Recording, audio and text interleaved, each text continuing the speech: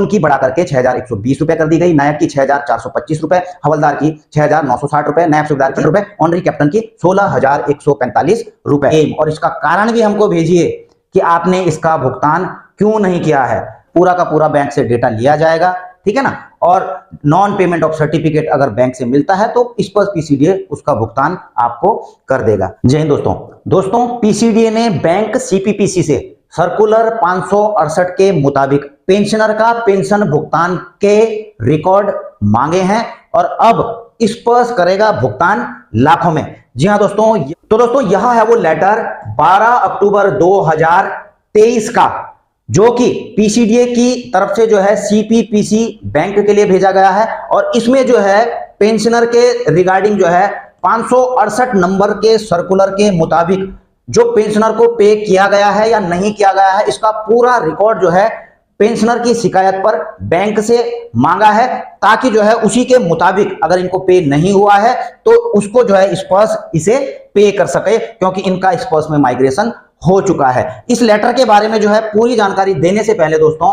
मैं आपको 568 number circular के बारे में कुछ बताना चाहूंगा, ताकि आप जो है इसे समझ पाए कि आखिर यह लिखा क्यों गया है। दोस्तों ये जो 568 सर्कुलर है यह कोई नया सर्कुलर नहीं है, यह जो है 13 अक्टूबर 2016 का सर्कुलर है, ठीक है। और यह है दोस्तों बेसिकली जो 1 जनवरी 2006 से पहले रिटायर आए हैं, पेंशन आए हैं, उनकी पेंशन बढ़ाने के लिए, ठीक है, रिवाइज करने के लिए। तो ये सारे टेबल भी मैं आपको अभी दिखा दूंगा, आर्मी, एयरफोर्स, नेवी के, इन सब पर मैं चर्चा करूंगा। लेकिन सबसे पहले मैं बताता हूं कि 568 नंबर सर्कुलर है क्या। देखिए जब ये 568 नंबर का सर्कुलर निकला तो इसमें सभी कवर्ड हैं, सिपाही से लेकर जनरल साहब तक, यानी कि सारे ऑफिसर्स, जेएसयूज, ओआर और इवन की फैमिली पेंशनर के रिगार्डिंग भी यह सर्कुलर जारी किया गया है। अब इसमें दोस्तों पहले क्या होता था, जो प्री 2006 के पेंशनर्स हैं, क्योंकि 2006 से तो आपको पता ही है 6वां पे कमीशन लग गया था, तो उसमें जो है जो पेंशन का फॉर्मूला था वो चेंज हो चुका था। लेकिन इससे नुकसान किसको हो रहा था दोस्तों, जो 1 जनवरी 2006 से पहले के रिटायरी हैं, क्योंकि उनके ऊपर जो पेंशन का फॉर्मूला लागू होता था दोस्तों वह होता था 33 इयर्स का जो एक फॉर्मूला था, उसके बेस पर जो है इनको पेंशन दी जाती थी। और दोस्तों इससे क्या होता था कि इससे जो है उनको नुकसान होता था। और बेसिकली किसको नुकसान होता था सबसे ज्यादा, जिनकी सर्विस 33 साल से कम होती थी।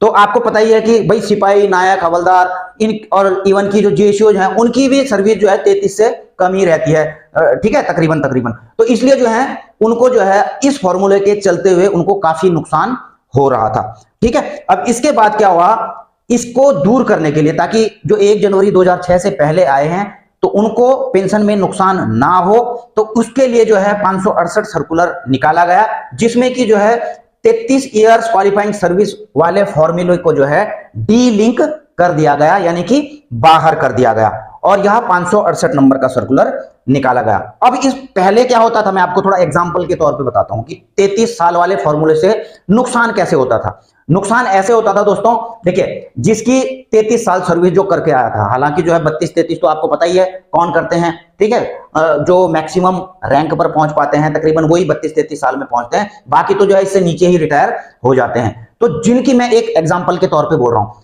कि जिनकी 33 साल सर्विस होती थी, सपोज 8,000 रुपए वो उस समय सैलरी लेते थे, उनकी बेसिक सैलरी जो होती थी 8,000। ऐसा नहीं है कि आप अपनी देखने लग जाओगे 8,000 नहीं थी मेरी तो ज्यादा थी, वो अपने हिसाब से कर सकते हैं। मैं एग्जांपल के लिए 8,000 रुपए लिया है, मैं केवल इसलिए यह बताना चाहता हूं कि जिनकी सर्विस कम थी तो उनको पेंशन कैसे कम मिल रही थी, ठीक है।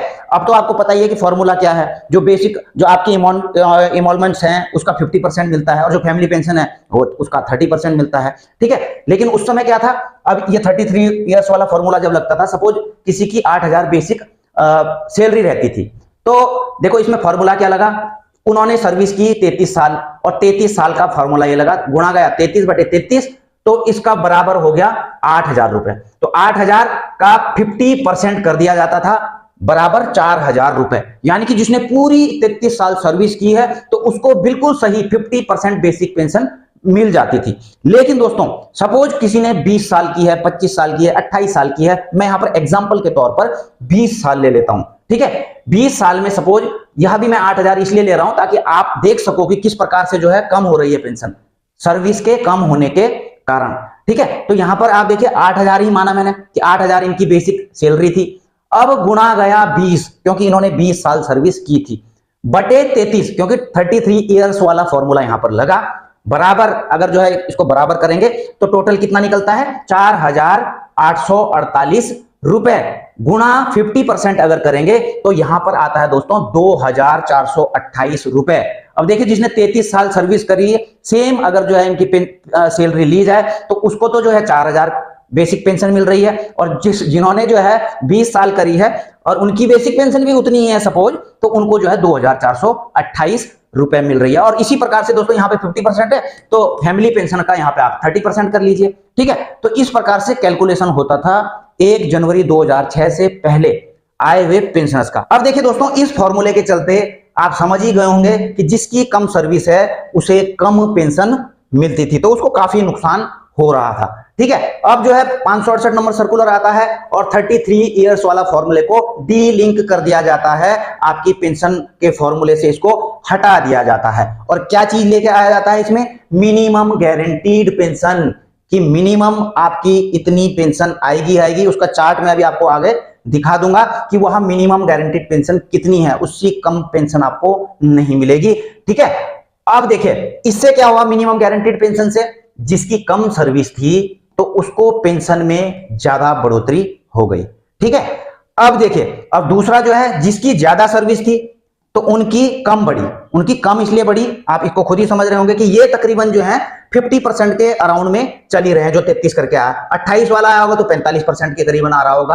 तो जिसकी जो है जितनी ज्यादा कम सर्विस थी उतनी ज्यादा उनको फायदा हुआ, और जिनकी जितनी ज्यादा सर्विस थी तो उनकी उस हिसाब से कम बढ़ी है, क्योंकि वो ऑलरेडी जो है ले रहे थे, ठीक है। अब थोड़ा दोस्तों मैं आगे बढ़ता हूं, अब मैं आपको दिखाता हूं सबसे पहले वह सर्कुलर नंबर जो है 568, ठीक है। अब इस सर्कुलर नंबर 568 से पहले भी दोस्तों जो प्री 2006 के पेंशनर हैं उनके सुधार के लिए कई सर्कुलर आए, अलग अलग नियम आए। सर्कुलर नंबर 547 आप यहां पर देख रहे हैं, 397, ठीक है, 548, इससे पहले 567, ये कई सर्कुलर हैं। अब मैं इन पर ज्यादा चर्चा नहीं करूंगा दोस्तों, लेकिन जो 568 नंबर का सर्कुलर आया दोस्तों, इसके हिसाब से क्या हुआ, आपको पता है कि 2006 के बाद जो है मिलिट्री सर्विस पे भी जो है जोड़ी जाती थी, ठीक है। तो उनको तो ठीक मिल रही थी 50% के हिसाब से, तो इनकी पेंशन ठीक करने के लिए देखे इसमें क्या नियम आया कि जो प्री 2006 के आर्म फोर्सेज पेंशनर हैं और फैमिली पेंशनर्स हैं, 1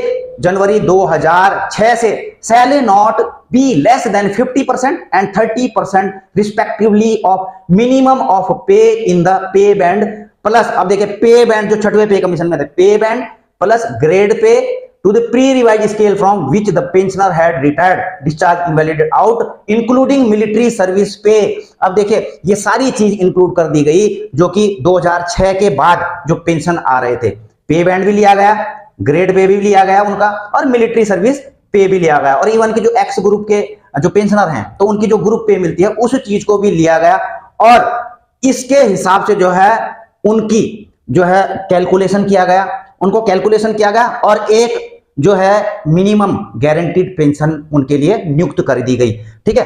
वो मैं आपको चार्ट के माध्यम से बता दूंगा। अब देखिए revised table indicating minimum guaranteed retiring service pension और ordinary family pension have been annexed.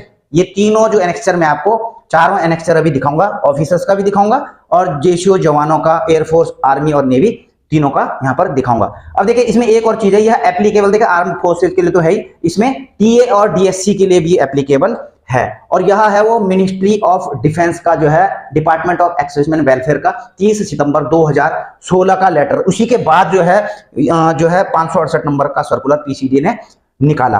अब देखिए यहां पर आप यहां पर देख रहे हैं ये कमीशन्ड ऑफिसर का है दोस्तों, ठीक है, ये एमएनएस है, ये पूरा कमीशन्ड ऑफिसर का है, आर्मी, नेवी, एयरफोर्स, ये रैंक है यहाँ पर, और इनके रैंक के मुताबिक आप देख रहे हैं कि इनकी पेंशन जो है मिनिमम फिटमेंट टेबल, आप ये देख रहे हैं कि ये तो हो गई जो निकाला गया कि इतनी उनकी जो काउंट किया गया कि इतनी उनकी बेसिक सैलरी से काउंट करके इनको जो है इतनी रिटायरिंग पेंशन मिलनी चाहिए। फिर ये फैमिली पेंशन का कॉलम आ गया कि इनहेंस रेट पे फैमिली पेंशन, इस रैंक वाले जो उन फैमिली पेंशन है उनको ये मिलेगी, ठीक है। और उसी प्रकार से जो है ये अलग का, ये एमएनएस का अलग है।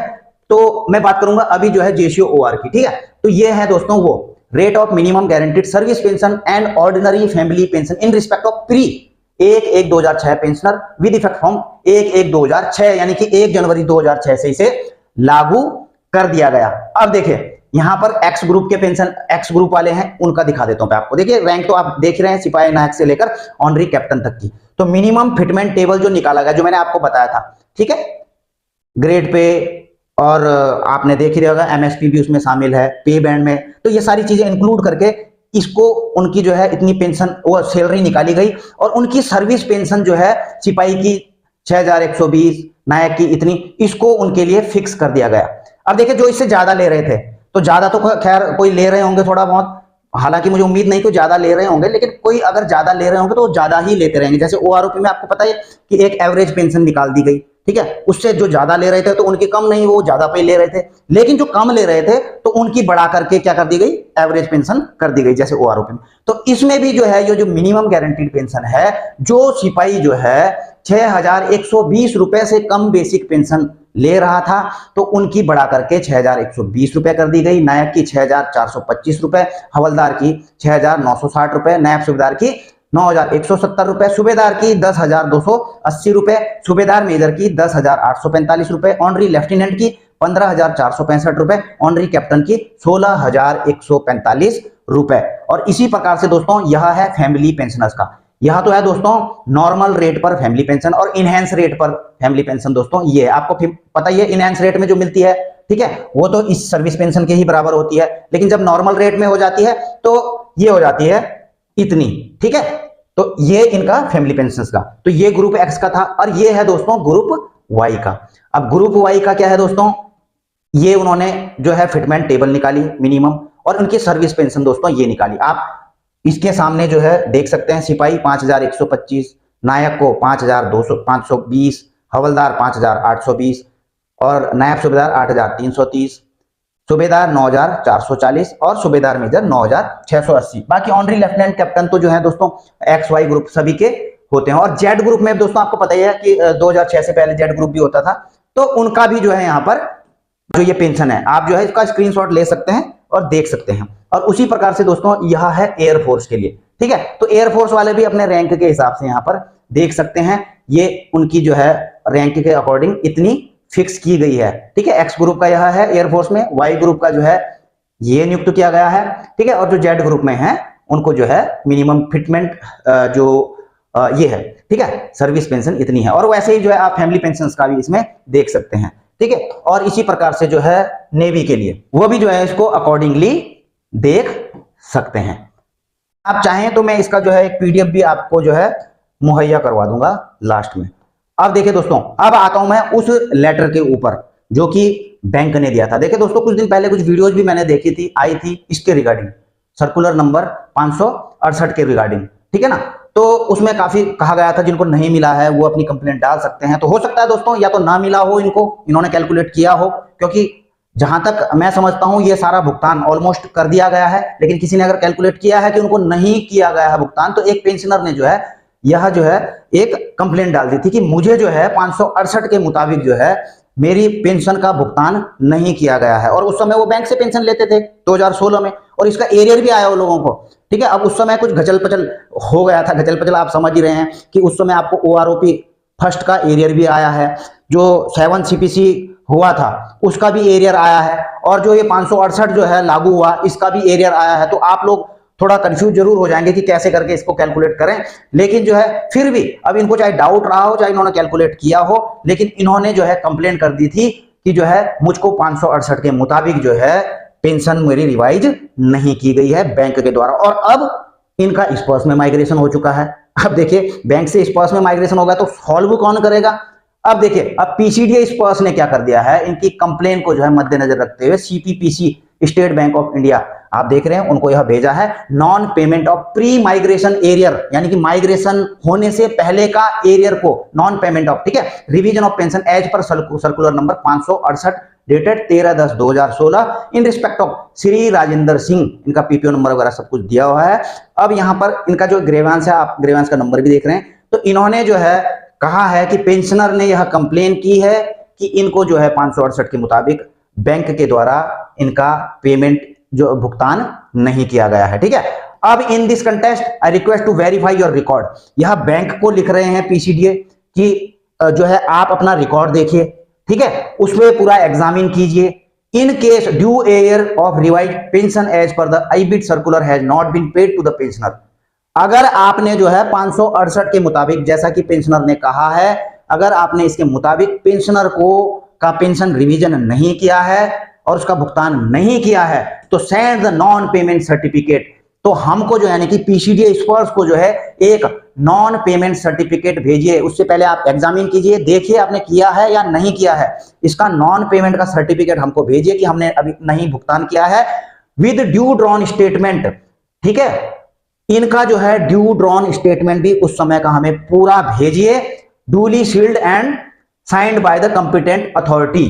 ठीक है, उसको साइन वाइन करके जो भी बैंक के द्वारा होता है, reason for non payment of the same, और इसका कारण भी हमको भेजिए कि आपने इसका भुगतान क्यों नहीं किया है। और जब ये सारी चीजें हमको मिल जाएगी, हमें कंफर्म हो जाएगा कि इनको जो है पेमेंट नहीं हुआ है, उसका रीजन का सब चीज पता लग जाएगा, तो फर्दर तो उसके बाद क्या करेगा पीसीडीए स्पर्श, क्योंकि अब पीसीडीए स्पर्श में चला गया है, तो इसके बिहाफ पर जो बैंक उन्हें देगा, ठीक है, अगर बैंक उनको देता है कि ऑलरेडी पे कर दिया है, तब तो देखिए पेंशनर को जो है उनका रिप्लाई मिल जाएगा कि आपको ऑलरेडी इसका भुगतान कर दिया गया है। लेकिन अगर भुगतान नहीं किया गया है और नॉन पेमेंट सर्टिफिकेट अगर बैंक स्पर्श पीसीडीए को भेजता है, तो पूरा कैलकुलेशन करने के बाद जो है स्पर्श पीसीडीए इनको श्री राजेंद्र सिंह जी को 568 नंबर सर्कुलर के मुताबिक जो है पूरा का पूरा रिवाइज करेगा और जितना भी इनका एरियर बनता है उसका भुगतान कर देगा।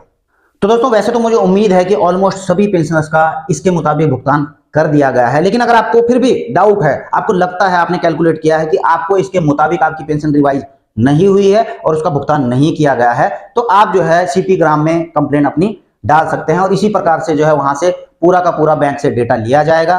ठीक है ना, और नॉन पेमेंट ऑफ सर्टिफिकेट अगर बैंक से मिलता है तो इस पर पीसीडीए उसका भुगतान आपको कर देगा। तो दोस्तों आई होप वीडियो तो थोड़ा लंबी हो चुकी है, कई लोगों को शिकायत भी रहती है कि आप लंबी वीडियो बना देते हैं, लेकिन दोस्तों क्या करूं, आपको कुछ चीजें ढंग से समझानी है तो वो लंबी वीडियो हो ही जाती हैं। और आई होप कि जो भी आपको बता पाया आपको जानकारी अच्छी लगी होगी। इसी के साथ अपनी वीडियो यहीं पर समाप्त करता हूं, जल्द मिलेंगे नई वीडियो में नई जानकारी के साथ। जय हिंद, वंदे मातरम।